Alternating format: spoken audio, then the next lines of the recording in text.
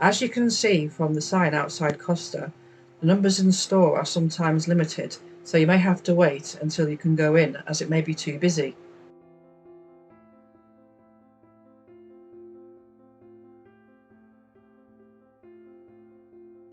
Once in store, remember to wear your face covering to prevent the spread of COVID-19.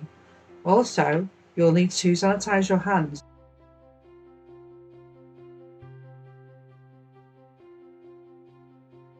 There is a plastic screen to prevent the staff and customers from COVID infection.